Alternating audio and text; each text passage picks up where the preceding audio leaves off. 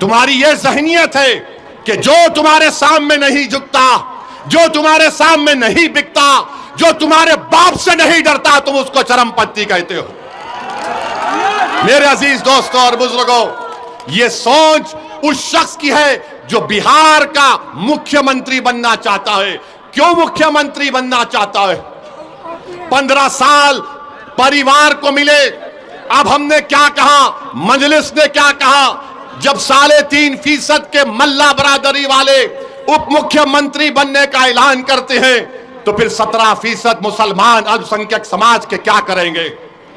मैंने कहा कि अब हमको उप मुख्यमंत्री नहीं चाहिए, अब हमको मुख्यमंत्री का पोस्ट चाहिए। मुख्यमंत्री बनेगा सीमांचल का बेटा इंशाअल्लाह। तुम लिख के रख लो तेजस्वी, मैं हैदराबाद से जरूर आया हूं और आता रहूंगा। सीमांचल का बेटा उप मुख्यमंत्री बनेगा। तुम नहीं बनोगे, ना बनने देंगे इंशाअल्लाह ताला। तुम में इतनी नफरत है, एक चेहरे पे दाढ़ी, सर पे टोपी, तो एक्सट्रीमिस्ट। कभी तुमने पढ़ा एक्सट्रीमिस्ट किसको बोलते हैं? कभी तुमने देखा एक्सट्रीमिस्ट किसको बोलते हैं?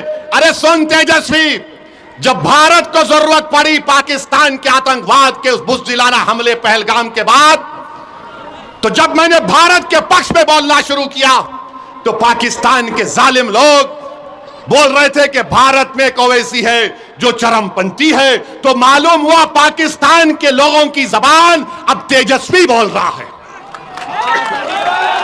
समझा आपने?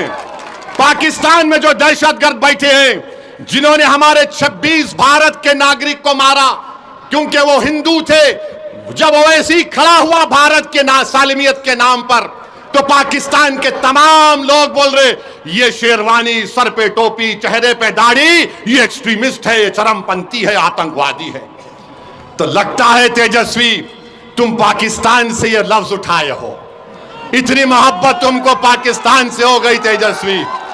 मुझे पाकिस्तान से कभी ना मोहब्बत थी ना रहेगी। मेरी रगों में उन लोगों का खून है जिन्होंने पाकिस्तान को जाने वालों का बायकॉट किया। मेरी रगों में उन लोगों का खून है जिन्होंने अंग्रेजों को मार के भगाया था। हमको भारत के नागरिक होने का फख्र है, मगर यह शख्स चरमपंथी कहता है, वो पाकिस्तान के आतंकवादी भी मुझे एक्सट्रीमिस्ट और आतंकवादी कहते हैं। तो लगता है तेजस्वी को तालीम पाकिस्तान के आतंकवादी दे रहे हैं, पाकिस्तान के आतंकवादी दे रहे हैं। बोलो बाबू बोलो, याद रखो तेजस्वी, असदुद्दीन ओवैसी को तुमने पहचाना नहीं, तुम जानते नहीं असदुद्दीन ओवैसी को।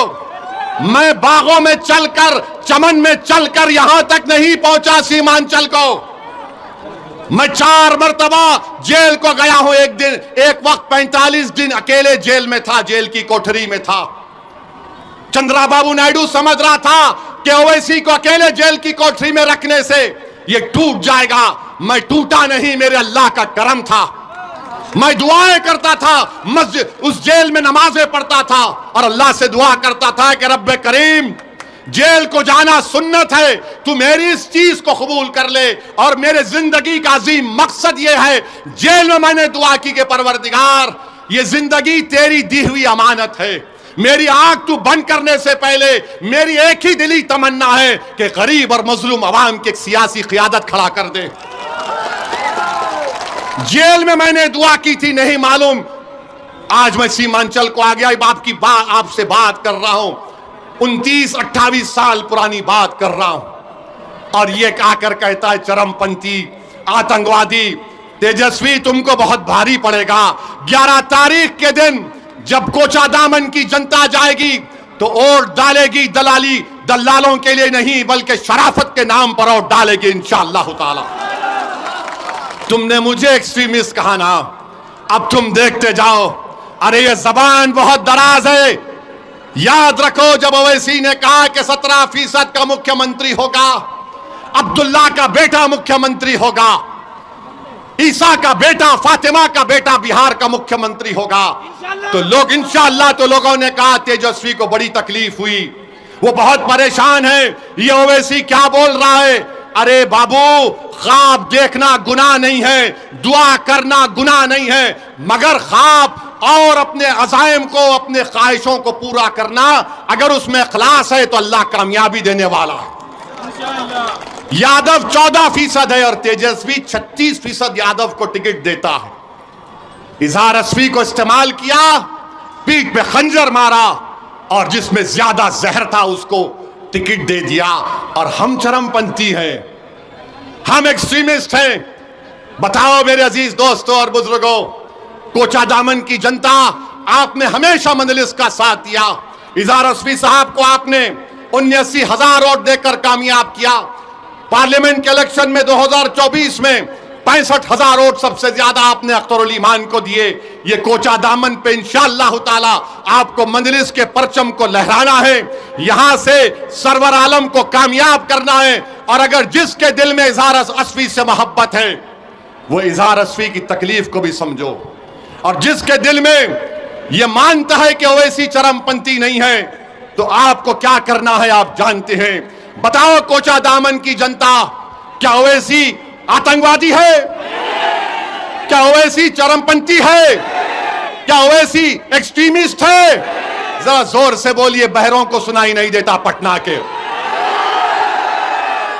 मेरे अजीज दोस्तों और बुजुर्गों, ये हाल आज बिहार का हो रहा है। अरे एक्सट्रीमिज्म अगर कर रहे हैं तो आरएसएस कर रही है, एक्सट्रीमिज्म कर रही है तो बीजेपी कर रही है। जो बीजेपी का एक मंत्री ने बिहार के मुसलमानों को नमक हराम कहा, मगर तेजस्वी उसको नहीं बोलता। किसको बोलता है? एक मर्द मुजाहिद को बोलता है। किसको बोलता है? जिससे उसको डर है, उसकी कुर्सी को डर है। तो इल्जाम लगा के समझ रहा है कि ओवैसी के लोग या ओवैसी पीछे हट जाएगा। तेजस्वी जब तक जिंदा हूं पीछे हटना मेरी फितरत में नहीं है।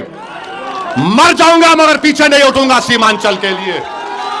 कट जाऊंगा मगर झुकने नहीं दूंगा सीमांचल की जनता को इंशाअल्लाह ताला। ये समझ रहा है। अरे तुमने सियासत कहां सीखी?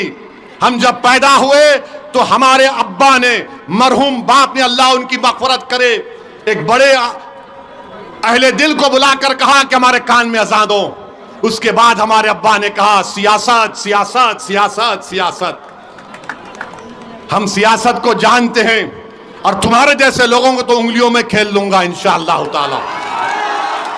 तुम देखते जाओ, तुम मुझे गाली देकर मुझे तकलीफ नहीं पहुंचाए। तुम सीमांचल के हर उस शख्स को जो सीमांचल की नाइंसाफी को खत्म करना चाह रहा, तुम हर उस मां और बहन को तुमने उनका दिल दुखाया जो आज सीमांचल की लड़ाई को अपनी लड़ाई समझते हैं। तुम हैदराबाद की जनता को गाली दी, तुमने उत्तर प्रदेश और महाराष्ट्र के अवाम को तुमने दिल दुखाया है। इंशाअल्लाह ताला जब किसी का दिल दुखता है और वो अल्लाह की बारगाह में हाथ उठाता है, जिस तरह गुड्डू भाई ने दुआ की थी अपने वालिद के लिए, इनका दिल दुखा था। जिसका दिल दुखता है, जिसका दिल टूटता है, अल्लाह उसके दिल की लाज रख लेता है। तो मेरे अजीज दोस्तों और बुजुर्गों, आपसे अपील यही है कि 11 तारीख के दिन आप पतंग छाप को वोट दीजिए और तेजस्वी को बताइए, अरे हम सीमांचल के गांव में जाते हैं गाड़ी में, ये बेचारे उड़न कटोले से उतरते बैठ के चले जाते।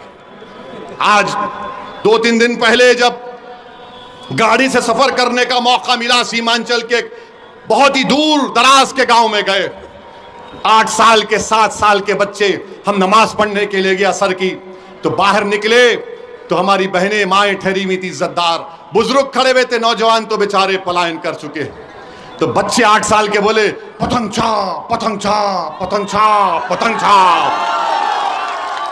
तेजस्वी देख लिया तूने, 8 साल का बच्चा देखकर बोल रहा है पतंग छाप पतंग छाप। मगर तुम तो आसमान पे उड़ रहे हो, तुम जमीन पे कहां आओगे? आओगे तुम जमीन पे इंशाअल्लाह ताला। सीमांचल की जनता तुम्हें जमीन पर सुलाएगी इंशाअल्लाह ताला। अब सीमांचल से नाइंसाफी नहीं होगी। मैं आपसे वादा कर रहा हूं कोचा दामन में